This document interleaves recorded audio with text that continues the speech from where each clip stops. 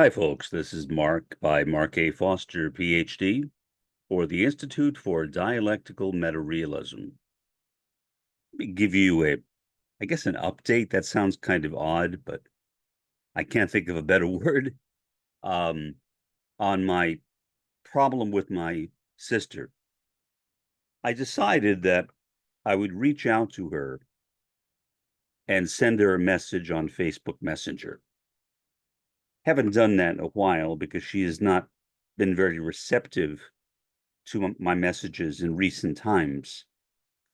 But I did it, and I'm not going to go ahead and read the whole dialogue to you. Um, it would get kind of boring. I think it's boring to me to read it. Going back to it and trying to make sense out of it is kind of tough for me. But being now that I think I know what caused the problem that in her, namely that my parents, especially my mother, put her on a bus from California to New York at approximately 10 years old because my mother did not want to leave her brother. I said that to her, my sister, I mean, and she said, "Well, that's not the worst thing that's ever happened to me." At that point, I did not know what to say. If that's not the worst thing that happened to her, then what don't I know? What don't I know? Or maybe it's simply her own perception, which is different than mine.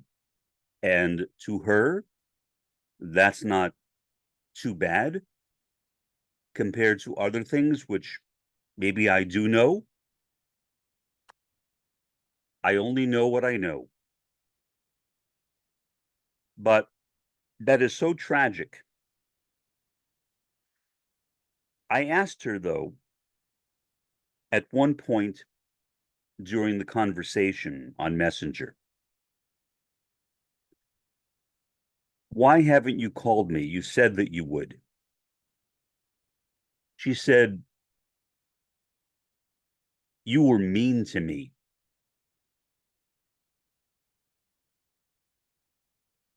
That is not true. That is not true. And that statement itself sounds very, very odd.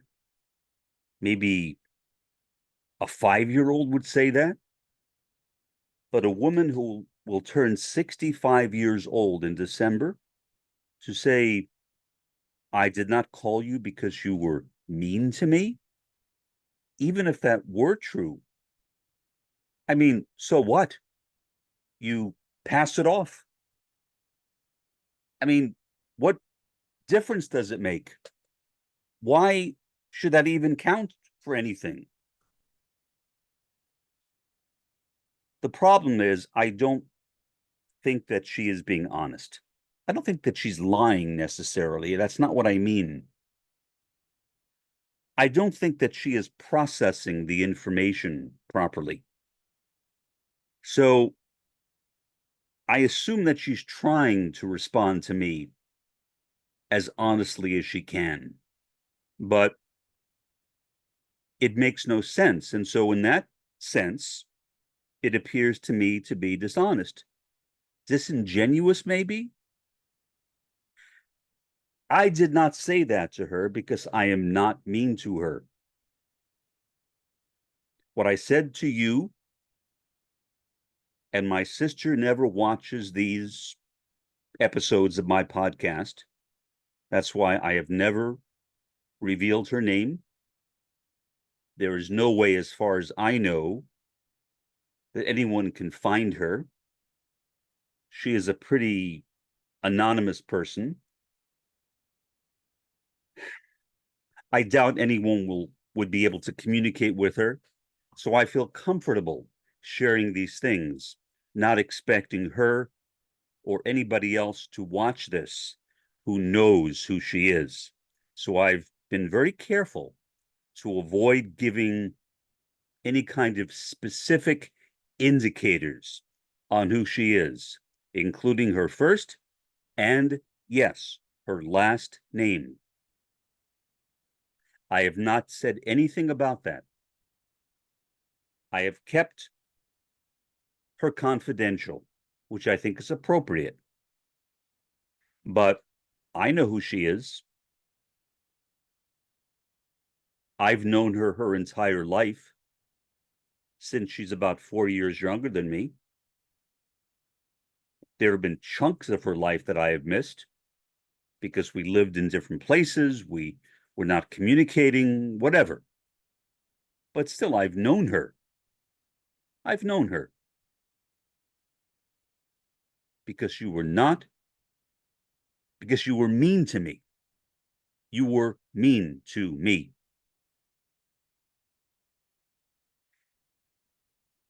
I asked her what she meant. And she said, I will need to see if I can find the emails and texts where you said those things. I erased all the voicemails. And I said, well, you tried that once before and you couldn't find them. And she said, well, in that case, I must have discarded them or lost them. Very convenient. Very convenient. I don't know what to do in this situation, to be honest. It is a very perplexing issue for me because I do love her. She claims that she loves me. Do I believe her? No. I don't believe that she really loves me. I don't think that she hates me, at least not all the time. But love me? No. You would not treat someone that you love the way she has treated me, telling me that she will call me back and not doing it. Saying that I have not called you back because you were mean to me. To be honest, I don't even know what that means. I mean, we've had lively conversations. Generally, she's been mean to me, if I want to use that term. On occasion, I've defended myself. As I mentioned before, I'm not going to rehash what I said in a previous episode of the podcast, but certainly I will defend myself, but not in a quote unquote mean way. I am simply not mean to her. And I think she knows that. So why is she doing it? Again, first world problems, capitalist alienation, as one of my dear Maoist third worldist friends reminded me yesterday. Capitalist alienation. The center of alienation, the first world. As a Maoist third worldist, I think that I have discovered a pathway toward possible freedom from alienation. When I was a first worldist, I did not know that because I was walking up a path that led to nowhere, a dead end. That's where first world communism leads, to a dead end right now. Because as I see it, there is no real chance or likelihood that communism can be established in the first world right now. The US, as the head of the beast of the first world which runs the capitalist world system, The U.S. is the center of alienation, the center of it. And so, as I said before, I think that there are many imperialisms in the US. My mother ran her own, sending my sister on a bus at 10 years old from California to New York was one such example. While my sister says, I love her more than anyone. Just today. Just today. I love her more than anyone. It's nice to love someone. Nothing wrong with that. But to love our mother more than anyone seems, I guess, misguided. A lack of insight, a lack of understanding of what happened to her. I don't know if she recognizes the deleterious effect that our mother had on her and on me too. But I was autistic. And I think in that respect, I was protected from her. Why? Because I didn't care about her. I didn't care about anyone. I barely cared about myself. But if I cared about anyone, it was myself. From time to time, maybe. But I didn't care about our mother, my sister, my father. To me, they were all evil. And I think there was some merit in that feeling, in attributing evil to them, especially my mother and my father. But my sister, like me, was a victim. We were mutual victims of the evil of my parents, and especially of my mother. And so, do I know what to do now? No. Basically, as a result of the last two podcasts I made on my mother, my father, and my sister, I decided today that it made sense to call my sister. Now, there is a big part of me that regrets that. I really wish I had not done that. I really wish to have her say that she did not call me back because I was mean to her. Maybe she is still that little girl that our mother put on the bus from California to New York. In many ways, emotionally, I think that's right. She is still that suffering, victimized little girl, and also victimized by me, even if unintentionally. My autism, my OCD, my generalized anxiety disorder, my PTSD was so extreme that it captivated my family, my parents, and it left almost no room for my sister. So in a way, I contributed to her abandonment, not intentionally. I didn't know I was doing that. I was so messed up. Anybody who would urinate in bottles and keep them in his room, or urinate in his pants in a college, and not in a college, in a what was then called a junior high school, what is now called in most places a middle school class, Although surprisingly, here in Mission, Texas, it is still called a junior high school, Mission Junior High.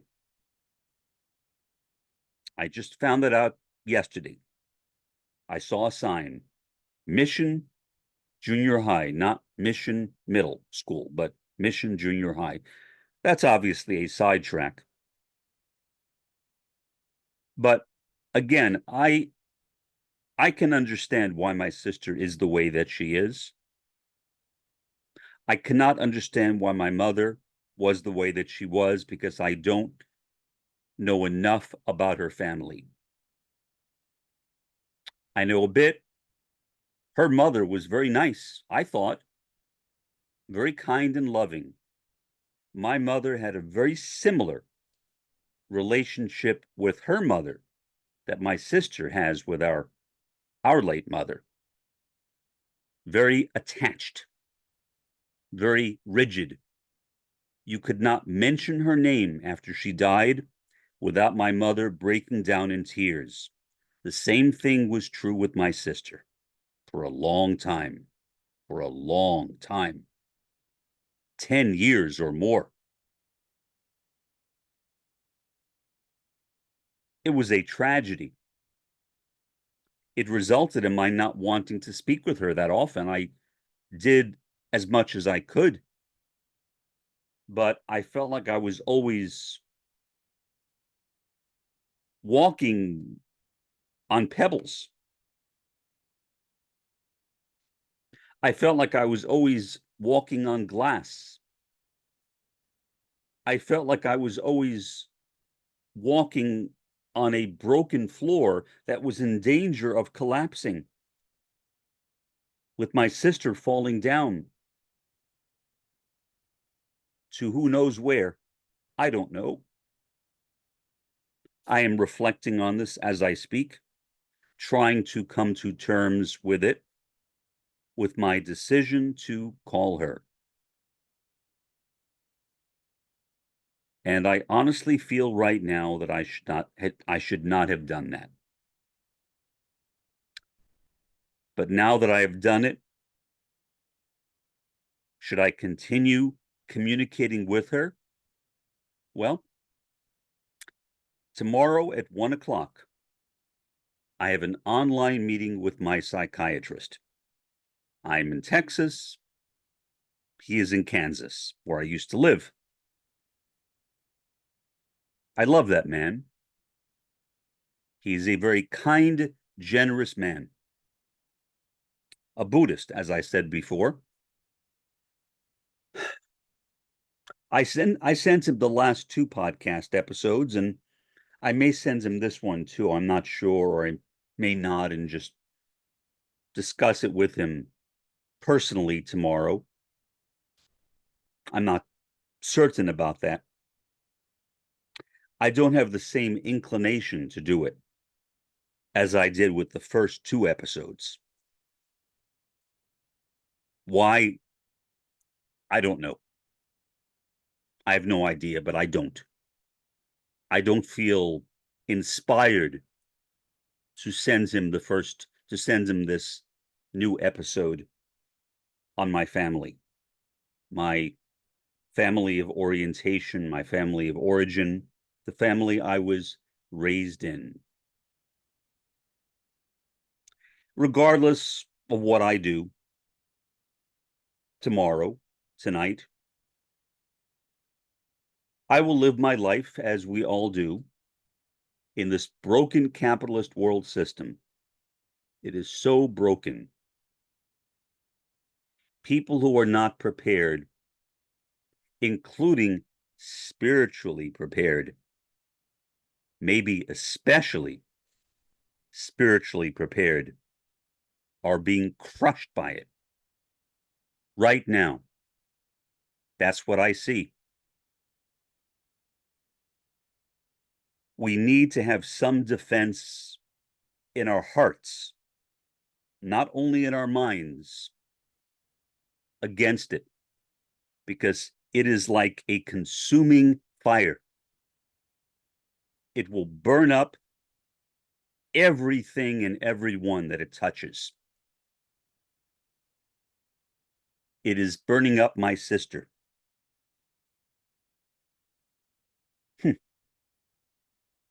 Because you were mean to me, she said. Something a little girl would say. Maybe. Maybe. Not someone who will be 65 in a few months.